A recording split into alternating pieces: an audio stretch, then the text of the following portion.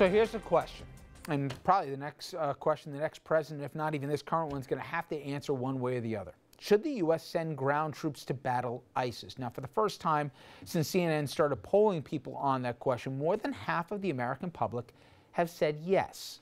But the question is, would boots on the ground do the trick, or could we be looking at another quagmire? And Mike, it was a fascinating piece. I think a lot of people saw it in the Times today, where whether it's prophecy or whatever else, ISIS would be, almost crossing their fingers, according at least to the piece, to have the U.S. do just that, to put boots on the ground to kind of, beyond even the prophecy, be the greatest recruiting tool that they ever could, that the infidel now on our soil.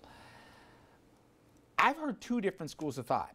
I've heard that the president, though I think Ms. Tobin said it very well, mealy-mouthed, I couldn't believe that's how you choose to use the Oval Office address for 14 minutes to say absolutely nothing. It's worse than saying anything at all. We can all agree on all of that. That all said, I'm not so sure, that the military brass doesn't disagree with them to say, you got to take the long view of this thing. It's not that you put 30,000 troops, you wipe them all out and they disappear. You got a bigger problem here. I know it's impossible to throw a blanket over this, but what do you believe from what you hear?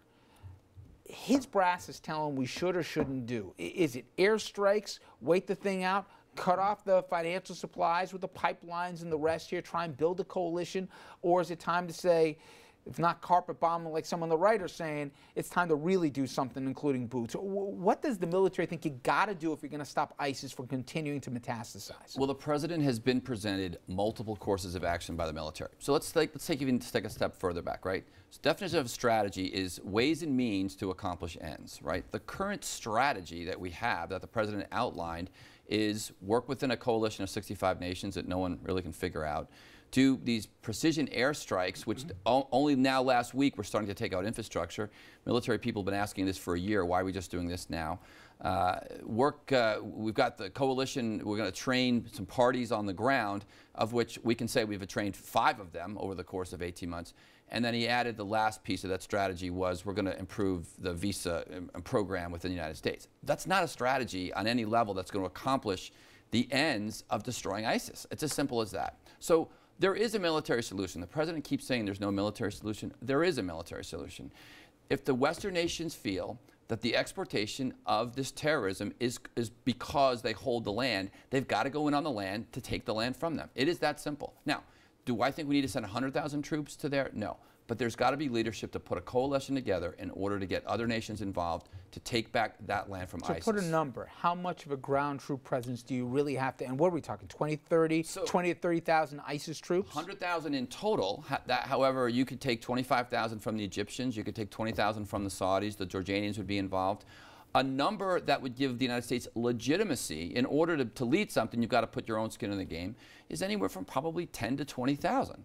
And they don't necessarily have to be going into Raqqa and clearing houses door to door and doing this close in battle. They could be shoring up the shoulders, let's say, in the northern part. The first thing that's got to happen to defeat ISIS is you've got to separate them from Iraq and Syria. That's the first issue. So let's take our coalition partner inside of Iraq, focus on the northern part where the Kurds are, cut off completely ISIS from reinforcing in Iraq, and now win those 2 battles. Win the battle inside of Iraq, win the battle inside of Syria. Close the border also to Syria, to Turkey, reestablish that border, get the Turks now more involved. So let the Arab nations focus on taking down ISIS inside of Raqqa. Let the United States focus on reinforcing the Iraqi military inside of Iraq. Had we kept 20,000 troops there, that's what the mission would be to begin with.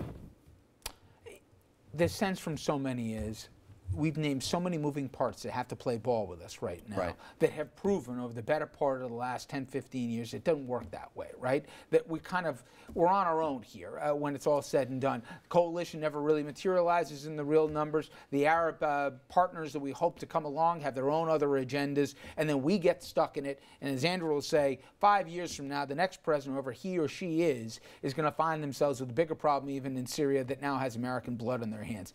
Is that avoidable? Well, again, I think it gets back to negotiations. All countries act in their own interests, right? So each of these countries are going to want something for getting involved, and they also see ISIS as an existential threat. So let's figure that negotiation process out. It's going to take more, frankly, creativity than we see coming out of our State Department. We're at the tail end of this Obama administration. All the talent's gone. So all the people that are there are just hangers-on for resume building or something. Because where's the talent to, I hate to say it, do what Donald Trump says, negotiate a better deal to get people to the table to figure out. John Kerry keeps talking about, oh, we're going to see a ceasefire inside of Syria and the regime will change in 18 months. I don't know what he's smoking to think that that's going to all of a sudden just happen by happenstance. You guys? Let's assume that none of the other partners in the Middle East that we're looking for, the Saudi Arabia, which hasn't had any inclination to get involved, continues to stay on the sideline. Is there any way, I mean, you're talking about 100,000 troops total from a coalition. Would that have to be all American? And then how do we do this without American boots on the ground? No. Because I think there's a significant appetite. There's a significant appetite in the U.S. not to send any. We just showed the polls. Right. The American public now wants 2 weeks after Paris. Give it 2 more weeks, and those numbers will be under 50%. The politicians are using 100,000 U.S. troops as a straw man. That is totally not what we're talking about. You're going to have to take, again, 10 to 20,000 American troops as part of a 100,000 total coalition. Here's what the Saudis want. But if we can't get the coalition, here's what the Saudis want. They want more help in Yemen. They want to figure out that situation. Right now, we've been not helping them inside of there. That's a threat on their border. If we helped in that situation, perhaps they would get more involved. The Jordanians are ready to go. The question about the Egyptians, they want to fight tomorrow. They want to get in the game. That leader wants to show he's legitimate. Logistically, how do you get 25, 30,000 troops from Egypt to Syria? Do you march across the Israeli desert? I'm not sure that's going to work. But again, those are the challenges. Those are the challenges and creative solutions that are needed right now that are just not even on the table. For the political side of this, there certainly feels to be a void in this. That people are uncomfortable with this current administration's plan of handling it. Whether that's fair, unfair, it almost doesn't matter. That's perception. Even Hillary distinguished himself from this president saying that she wants to take a more muscular approach to ISIS than the current president. Spare me. The talent you're talking about that left is the talent that created this entire situation, including Hillary Clinton as Secretary of State. I've been sitting here dying. I have tremendous respect for your service, but I completely disagree with pretty much everything you said. The United States created this situation. Western Europe created this situation. And when it comes to Syria, the Russians are going to be the ones to fix that because, again, nature abhors a vacuum. This is the outcome of our belief in the Arab Spring.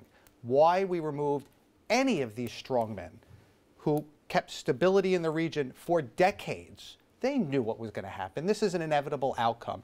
There's going to be no coalition. There are going to be no Arab or Middle Eastern troops joining a coalition. The Security Council is going to talk. Russia will veto, and it's going to be kicked down. Can is going to be kicked down the road. We created this, and when Putin met Obama at some recent conference, they said, "You're proud of yourself? You did this. Look what you did to the world.